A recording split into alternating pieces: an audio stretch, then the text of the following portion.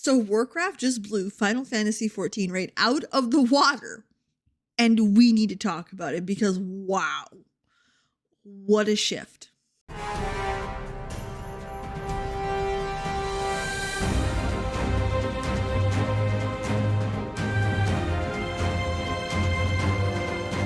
Welcome, hi, how are you? My name's PBG. You can call me Peebs, PB, Warcheat. Listen, whatever tickles your pickle. Either way, today we're going to be discussing World of Warcraft because they're on a roll.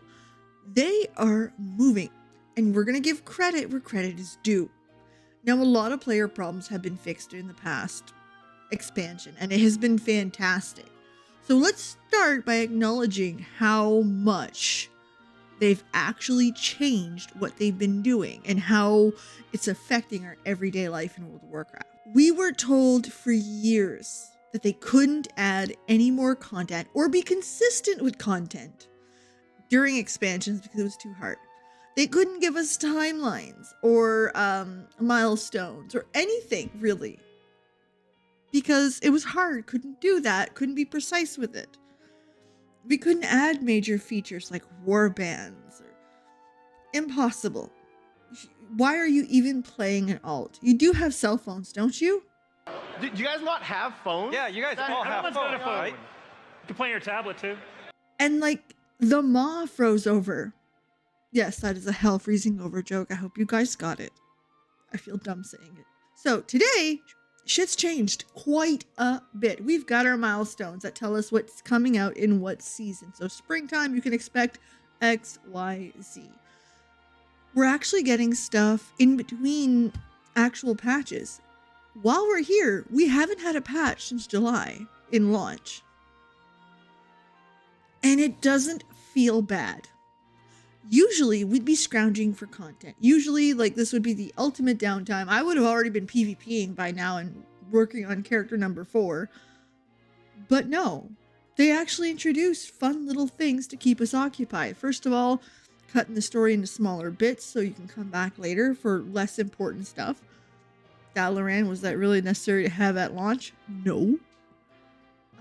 They added stuff like Plunderstorm twice, which is actually fun the second time. You really should try it before it runs out. They added stuff like Pandaria Remix, so in between expansions, so you wouldn't get bored. You could just do something. They got the message. Okay, and downtime doesn't feel so down anymore. Even the anniversary event was long and great. Not to be fair, it was a big anniversary, but they still kept it going. Even time walking got better. Everything got better, okay, in War Within. Let's be honest. That being said, Warcraft broke Heidelin's internet when they announced player housing. Yes, I screamed when I see it on Blue Sky. I lost my ever-loving mind. And I mean, let's be honest here. They told us it would never happen. The low-key thing is they tried it in Draenor. Now remember, Draenor was supposed to be the answer to that, okay? Draenor was their attempt at like submerging the housing thing and just making a thing. And listen, we all know how that went. Actually, all jokes aside, I kind of liked it. It, to me, was ahead of its time because today we play a lot more solo than back then, where that was the big issue, is it really like isolated you in your own little zone. The advantage of that was you could have all of your own mats being brought up there. And again, if you were really into solo play, you had that. The customization was kind of shit, but let them cook, okay? Come to think about it, having your own mats and own little farm thing today would be kick-ass because War Within asks for too much mats for their stupid crafting systems. Now, I'm not going to get into it, but you know what I mean. Back to it, Warcraft housing. So, Warcraft announced some housing, and we got our first big blue post telling us what it's going to include, and it's so good. So, at first look is how they're going to build a system like this. They built it off of 3 major pillars, which that's pretty much how you start any project. Start where you want, what your main focus is, what you want out of it, and move out. Anyways. One of their major pillars was to make it deeply social. So learning the lessons from Draenor, allowing access to players who want to have that social aspect, people visiting your home, easy peasy, neighbors, etc., where you can do stuff like that. Again, if you compare it to its competitors, guild invites, you could have done like little shows on stage. It's really cool. The other big pillar they were talking about is making it deeply customizable, which I understand that. Let's be honest. You want to be able to choose your chairs, your tables, your mats, your little bookshelves, or maybe no bookshelf. What a kitchen. Maybe a bedroom, maybe a hot tub, maybe a flower pot. God knows. Okay. Make it all pink. You see where I'm going. I agree with that. Deeply customizable. And finally, evergreen. Make it something that's long lasting, something that you can add on in the future, something that you can keep building up, rearrange, make your house bigger, all of the above. So we'll have two zones, Horde and Alliance. Alliance is inspired by Duskwood, Ilwyn Forest, that kind of stuff. And Horde is going to be inspired by Durotar and Ashara, which I hope they're careful with that. I don't want like a sandy type desert too much. Like give the Horde some laurels here, please. Either way, they want it to start small so that they can make it work and work well before they make it too big. And that was the idea when it came to zoning. For the items themselves, and I really like that they included this in the blue post like now, it's important. But for the items themselves, they'll be available mostly in game. Just like it's been. It's not going to be pay to win. It's going to be a lot like Transmog. So you're going to get a lot of it, most of it in game. Some of it you're going to have to work hard for. And some of it, well, you can buy, but it'll be here and there. Peppered in versus pay to win. If you want the actual nice thing, too bad. Now, at the start of this video, I said that they were going to blow Final Fantasy XIV out of the water. Here it is. They are building a house for everyone. Every single player. You want a house? You got a house. No lotteries. No high purchase cost. You get a house. You get a house. You get a everyone gets a house. You want a bigger house? You build your house up. Yeah. Huge change. And Final Fantasy XIV players are going to get hurt a little bit on that one. It is a big pitfall to housing in 14, and honestly, it is the biggest complaint. For years, they had a who can click on the sign at the perfect time to buy a house. Then they added an actual fucking lottery, which if you want a large house, well, listen, I think it's easier to win the actual lottery in real life, but I digress.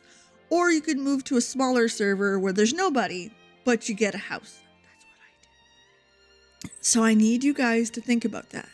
So WARCRAFT took something that was an issue with their competitors, learned the lessons, and then applied it.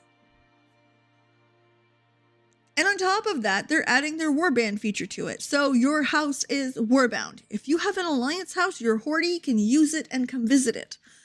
All of your characters can use it. Warbound. Incredible. Your friends can also come visit it. Horde or alliance, whatever. Yeah, you gotta build a house in the right zone, but still, it's open in that way. WARCRAFT is really doing something here. And then on top of that, they decided to just tease this part. So it's not 100% confirmed, but teased neighborhoods. Much like Final Fantasy XIV, there'll be 50 or so in one neighborhood. You can be beside some players. They can be randoms. They can be your friend group. They can be your guild. You can set that up. They're working on it. Not a whole lot of details to share there, but still, it's a thing. All of this being said really makes me think of BlizzCon where they announced War Within. I made a video on it, and honestly, that video was to tell you what the underlining tone of that BlizzCon was. And that tone was, we listened, we changed. Here's our new product.